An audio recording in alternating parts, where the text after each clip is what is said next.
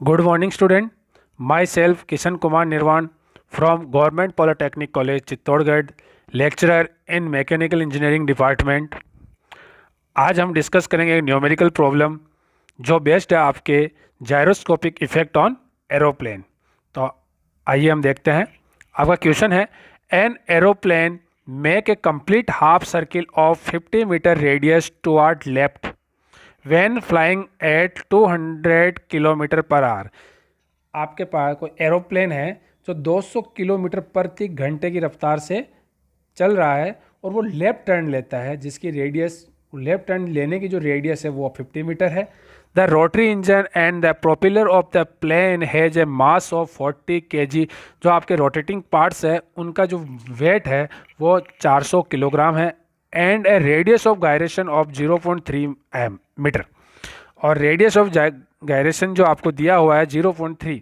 तो the engine rotate at 2400 RPM. जो आपका इंजन जो है वो 2400 आरपीएम पर रोटेट हो रहा है in clockwise direction when view from the rear. जब एरोप्लेन के पीछे की साइड से हम उसको देखते हैं तो वो क्लॉकवाइज रोटेट हो रहा है।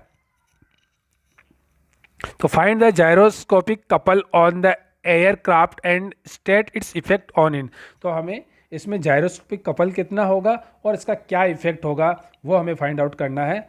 और इसमें क्लॉकवाइज के साथ में आपको दिया जाता है व्यू किस साइड से देखने पर, क्योंकि व्यू अगर आप रियर से देखेंगे तो क्लॉकवाइज और फ्रंट से देखेंगे तो वो एंटी क्लॉकवाइज। इसीलिए व्यू का बड़ा रोल होता है जब रोटेटिंग बॉडी की बात की जाती है। ओके, हम देखते हैं कि हमारे पास गिवन डाटा क्या क्या है। तो हमें इस क्वेश्चन में दिया हुआ है आर जो है 50 मीटर, जो आपके रेडियस ऑफ जिस रेडियस पे वो रोटेट हो रहा है, एक सर्किल के रूप में ही रोटेट होगा, तो वो है 50 मीटर। वेलोसिटी आपको दी हुई है 200 किलोमीटर प्रति घंटे की रफ्तार से।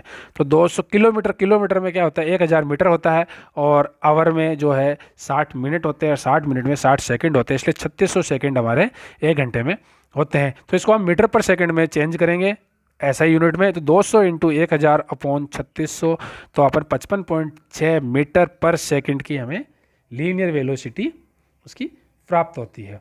ओके, देन उसके बाद हम देखते हैं एम। मास जो है हमें दिया हुआ है 400 किलोग्राम। जो आपके रोटेटिंग पार्ट्स है उनकी जो आरपीएम वो आपको दी हुई है 2400 आरपीएम। तो इसकी वजह तरह हम ओमेगा, उसकी जो रोटेटिंग स्पीड है वो हम निकाल सकते हैं 2πn/60। तो 2π इंटू 2400/60, तो हमारे पास जो ओमेगा की वैल्यू आएगी वो आएगी 251 रेडियन पर सेकंड। और उसके बाद हम फाइंड आउट करते हैं moment of inertia. Moment of inertia क्या होता है, एम के स्क्वायर, यहाँ के जो है आपके गायरेशन ऑफ रेडियस है, तो एम के स्क्वायर, एम आपको दिया हुआ 400 एंड के आपको 0.3 आपको यहाँ पे दिया हुआ है इन क्वेश्चन। ओके, क्या आपको दिया हुआ है। तो इस तरीके से हमें आई की जो वैल्यू है, मोमेंट ऑफ इनर्शिया की जो वैल्यू है वो हमें प्राप्त होती है 3600 kg इंटू मीटर स्क्वायर। उसके बाद हम जानते हैं कि v इक्वल टू क्या होता है, v इक्वल टू होता है ओमेगा आर। तो ओमेगा बराबर क्या हो जाएगा v अपॉन आर। तो यहाँ v जो जिस एक्सिस के सापेक्ष वो रोटेट हो रहे हैं वो होती है एक्सिस ऑफ प्रिसिशन, तो उसको हम लिखते हैं ओमेगा p। तो omega p equal to v by r, that's mean v की वैल्यू जो हमने यहाँ पे फाइंड आउट की थी 55.6 मीटर पर सेकंड, एंड रेडियस, जिस रेडियस पे वो रोटेट हो रहा है वो है, जिस घुमाव पे वो रोटेट हो रहा है वो, उसकी रेडियस कितनी है आपके पास 50 मीटर। तो 55.6 डिवाइड बाई 50, तो ओमेगा p की वैल्यू हमारे पास प्राप्त होती है 1.11 रेडियन पर सेकंड। दैट्स मीन हमारे पास omega, axis of spin omega प्राप्त हो चुकी है, axis of precession omega p हमें प्राप्त हो चुकी है, और मोमेंट ऑफ इनर्शिया i हमें प्राप्त हो चुका है। तो हम जायरोस्कोपिक कपल की कैलकुलेशन अब कर सकते हैं। So we know that gyroscopic couple is c equal to I omega omega p। तो i की वैल्यू 36, ओमेगा यानी कि एक्सिस ऑफ स्पिन की जो वैल्यू है वो है 251.4, एंड ओमेगा p जो हमें अभी फाइंड आउट किया है 1.11। और इन सभी को बाय कैलकुलेटर हम जब कैलकुलेटर का यूज करते हुए कैलकुलेशन करते हैं तो c की वैल्यू हमें प्राप्त होती है 10,046 न्यूटन मीटर। उसके बाद देखते हैं किस तरीके से इस पर इफेक्ट होगा। कि कौन सा इफ़ेक्ट इसके ऊपर आएगा। तो हम लास्ट लेक्चर्स में जिसका नाम था जायरोस्कोपिक इफ़ेक्ट ऑन एरोप्लेन, उसमें हम किस तरीके से डायरेक्शन निकालते हैं वो देख चुके हैं। फिर भी यहाँ पे देखते हैं कि हमारे पास ये रियर से हम देखते हैं कि ये हमारे पास कोई भी एरोप्लेन है और ये इसमें क्लॉकवाइज डायरेक्शन है, ये हमारा कोई भी व्यू पॉइंट है, ये हमारा व्यू पॉइंट है। तो हम देखते हैं कि दैट्स ये डायरेक्शन आएगी, क्योंकि आप अपने हाथ जो आपका राइट हैंड है उसकी उंगली को आपको क्लॉकवाइज में मूव करना है, तो आप उसकी जो थंब की डायरेक्शन, अंगूठे की जो डायरेक्शन होगी वही डायरेक्शन जो है आपके ओमेगा की डायरेक्शन होगी, एक्सिस ऑफ स्पिन की डायरेक्शन होगी, ओमेगा की डायरेक्शन होगी। और हम सभी जानते हैं व्यू से दूर की ओर जाता है by set rule. Set rule जो क्या कहता है कि अगर क्लॉकवाइज डायरेक्शन है तो व्यूअर से दूर की ओर डायरेक्शन जाएगी, और अगर एंटी क्लॉकवाइज तो व्यूअर के पास की ओर आएगी। तो हम कह सकते हैं कि दैट्स ये डायरेक्शन।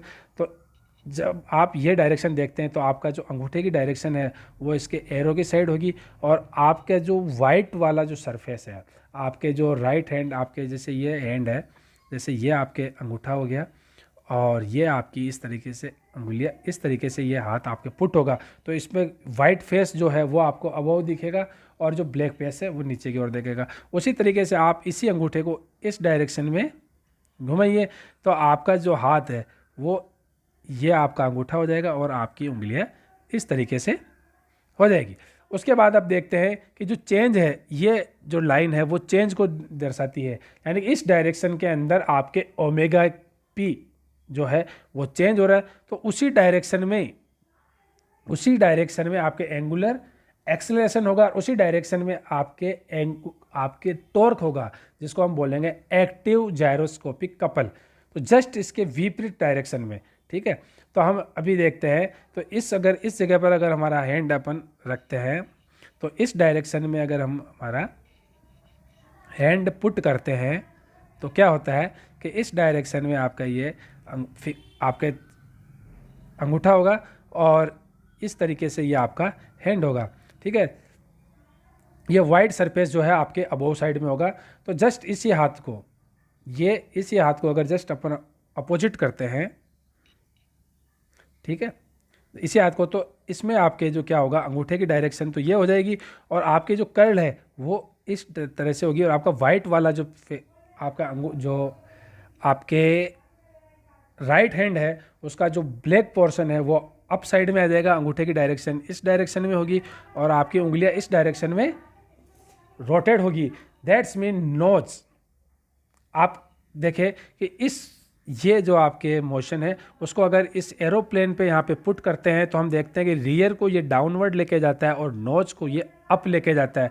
तो नोज जो है, लिफ्ट द नोज अपवर्ड, ये नोज को अप साइड में जो है उठाता है, लिफ्ट करता है, और जो आपका टेल है वो डाउनवर्ड डायरेक्शन में दबाता है, डाउनवर्ड लेके जाता है। इसका मतलब जो आपकी टेल, जो नोज है वो तो अप जाएगा और जो टेल है वो डाउनवर्ड में जाएगी। इस तरीके से हम इसमें डायरेक्शन को देखते हैं।